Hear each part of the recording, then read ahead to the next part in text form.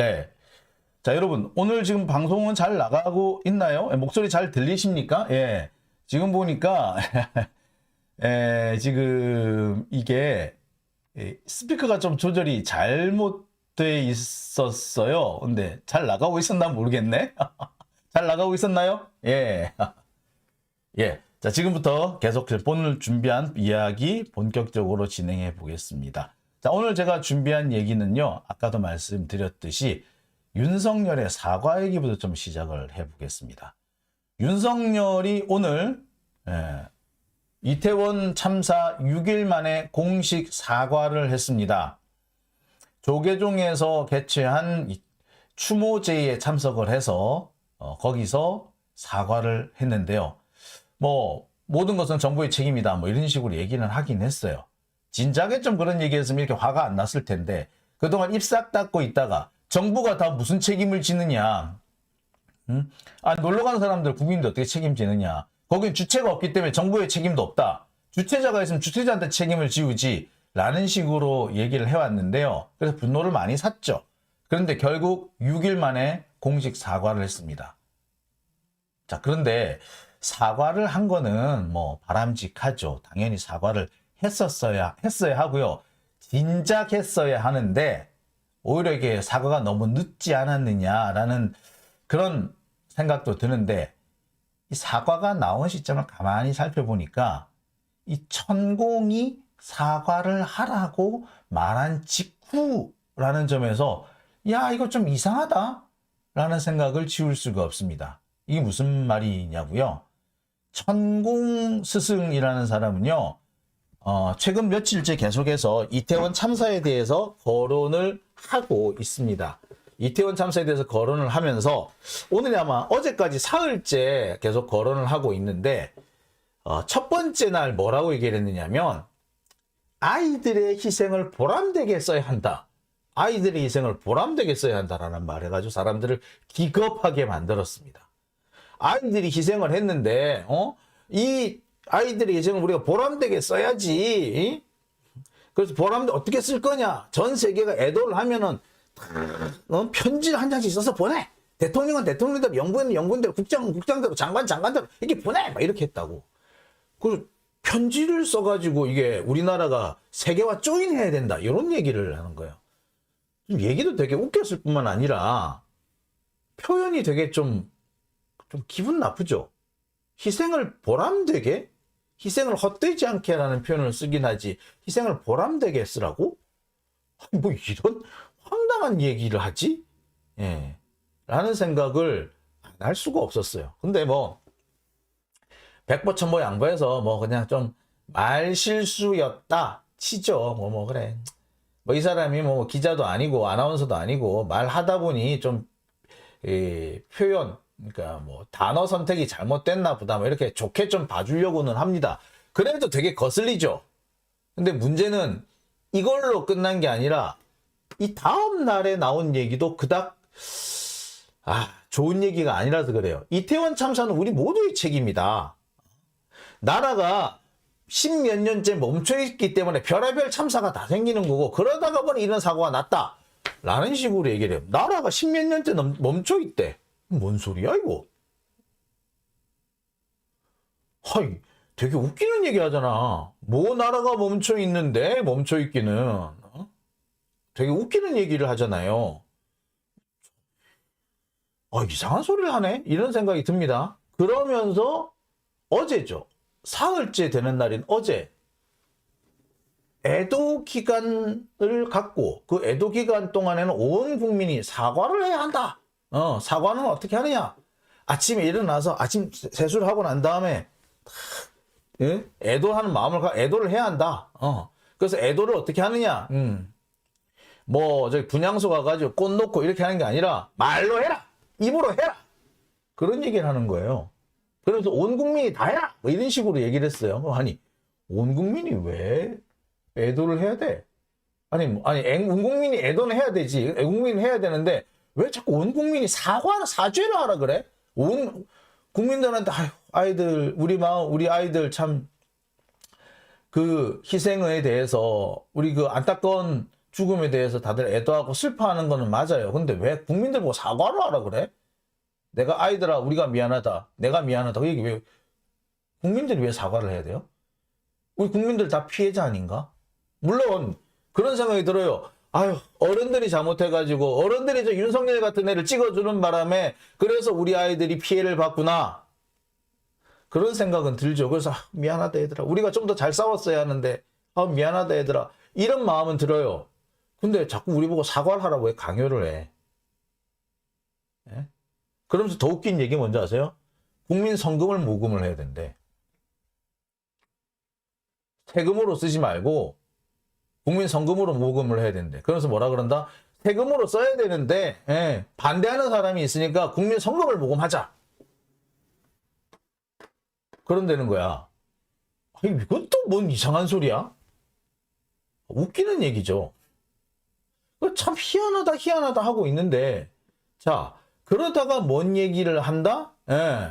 아이들에게 사과를 해라. 온 국민이 사과를 해라. 그러면서 온 국민이 성금 모금해라.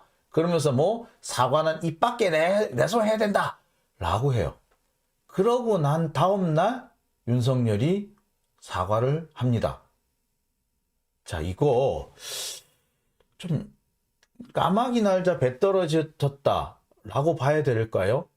자 여러분 일단 영상을 한번 보시고 우리 얘기를 해볼게요.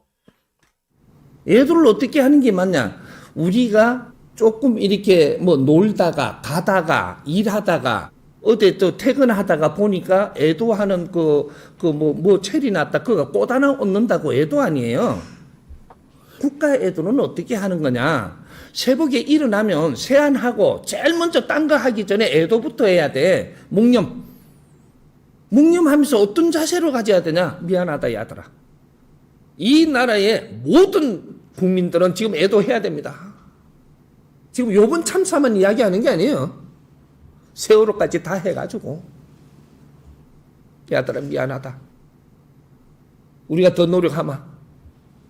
한 번 일어난 거는 우리가 이거에 대해서 반성을 안 하면 또 일어나갖고 상기하게 합니다. 지금 이런 일이 일어난 거예요.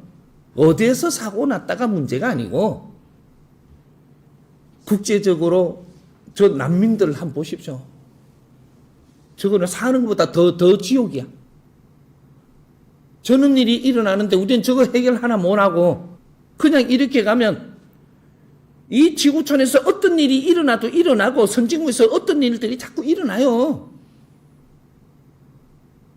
우리가 할 일을 안 하고 있다 이 말이죠. 그러면 두드리 패는 일이 일어납니다. 지금은. 그래서 모든 조직과 종단과 모든 회사들은 이걸 선포해야 됩니다. 해가지고 대통령께서 추모기간을 만들어줬으니 이날까지라도 우리는 새벽에 일어나서 세안을 하고 나면 제일 먼저 우리 아이들을 먼저 상기하고 미안하다. 우리가 노력하마. 이 말을 입으로 뱉어야 돼. 속으로만 한다고 안 돼요. 입으로 뱉어야 돼. 지금은 입으로 이렇게 뱉었다고 해서 숨길 사람 하나도 없어. 그런 시간을 만들어준 거야 이게 지금. 자 여러분 어떻게 보셨습니까? 사과를 입 밖으로 내서 하라고 하죠. 애도는 어떻게 해야 되느냐? 입 밖으로 내서 해야 된다. 아이들아 미안하다. 이런 말 입 밖으로 내서 하라고. 입 밖으로 뱉어내라고 하죠. 자 그러고 난 다음에 바로 윤석열의 공식 사과가 나왔습니다. 이거 정말 우연의 일치라고 그냥 봐도 그렇게 봐야 되는 건가요? 저는 아무리 생각해도 우연의 일치라고 보아 넘겨지지 않습니다. 아마 조금 있으면은 진짜 모금하자라는 얘기가 나오는 거 아닌가 그런 생각도 들어요. 천공이 모금하라 그랬으니까 모금하는 거 아닐까? 라는 생각도 듭니다. 지금 상당히 지금 의심스러운 대목이 많은 것이 여러분 잘 아시다시피 지금 그 한남동에 대통령 관저를 새로 만들었잖아요. 그 외교장관 관저를 뺏어가지고 거기에다가 그 대통령 관저를 새로 만들었잖아요. 그죠? 그런데 아직까지 아크로피스타에서 대통령 관저로 안 넘어와요. 지금 뭐 리모델링 공사는 다 끝난 것으로 알고 있는데 그런데도 아직까지 이사를 안 하고 있습니다. 그러다 보니까 무슨 일이 생겼다? 아크로비스타에 경비 병력이 따로 필요하게 됐고 그 경비 병력들을 빼내고 또 주변에 그 시위가 있을까봐 그 시위 대비한 경비 병력까지 빼다 보니까 그래서 이태원에 투입할 경찰이 없었다라는 그런 주장들도 나오고 있지 않습니까? 근데 왜 아직까지 이사를 안 하는 걸까요? 이를 두고 여러 가지 추측들이 많이 나오고 있습니다. 그런 와중에 또 이렇게 천공이 우리 모두의 책임이고 우리가 모두 미안하다라고 사과해야 된다. 입 밖으로 내사하라. 라고 하자마자 사과가 나왔다는 거. 이거는 누가 봐도 좀 의심스러운 장면이 아닌가 싶어요. 이거를 우연의 일치라고 하기엔 글쎄 제가 보기에는 아무래도 우연의 일치만으로 그렇게 설명하기는 어렵다는 생각이 듭니다. 이러다가 이 나라가 무속의 나라가 되는 게 아닌가 싶기도 해요. 물론 무속 역시도 뭐 나름의 종교의 영역이라고 인정합니다. 그 역시도 저는 나쁘다고 생각하지 않고요. 무속 역시도 뭐 존중받을 가치가 있다라고 생각을 합니다. 우리 전통 신앙과 좀 맥이 다 있는 측면도 있다고 봐요. 그래서 무속을 비하하거나 비난할 생각 전혀 없습니다. 하지만 이렇게 밑도 끝도 없는 저 사람이 정말 무속인이 맞나? 아니 저 사람이 진짜 종교인이 맞나 싶을 정도 애매한 저런 사람들이 이 나라를 좌우한다는 것이 대통령의 이 의사결정을 좌우한다는 것이 저로서는 상당히 불안하고 무섭습니다. 저는 천공이라는 사람이 무속인인가? 아니 종교인인가? 누구 말 맞다는 도인인가? 그 어떤 데도 제가 동의를 못하겠어요. 무속인이라 보기도 어렵고 도인이라 보기는 더더욱 어렵고 종교인이라 보기에는 더더욱 어렵습니다. 근데 저런 사람이 일국의 대통령의 의사결정을 좌우한다? 대통령이 저런 사람한테 좌우된다? 저는 그 자체가 대단히 공포스럽습니다.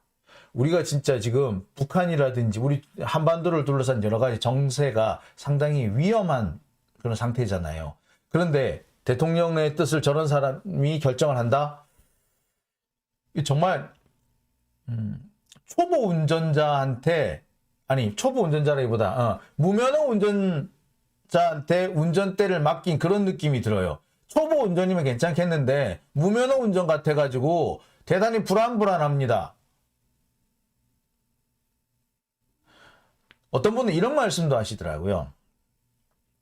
운전대를 잡은 거는 장롱면허 20년 장롱면허가 운전대를 잡고 있는데 그 옆에서 훈수 두는 사람은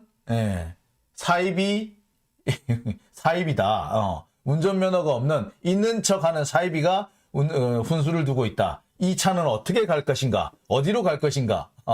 안전하게 갈 수는 있을 것인가? 그런 비유를 하시는 분도 봤어요.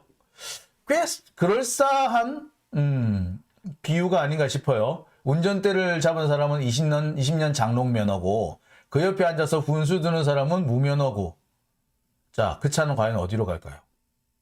저는 지금 윤석열과 천공의 관계가 그런 상태가 아닌가. 그리고 그 차에 우리 국민들이 타고 있지 않는가. 사고가 나가지고 그래요. 자기들만 다치면 괜찮은데 우리는 윤석열 안 찍었단 말이야. 우리는 뭔 잘못이냐고. 자, 걱정스럽습니다. 아무 일이 없어야 되겠지만 없을 거라고 저는 믿습니다만 이 대한민국이 우리 국민들이 얼마나 지금 불안에 떨고 있는지 과연 윤석열은 알고 있을까요? 참. 자, 다음 얘기로 넘어가 보겠습니다.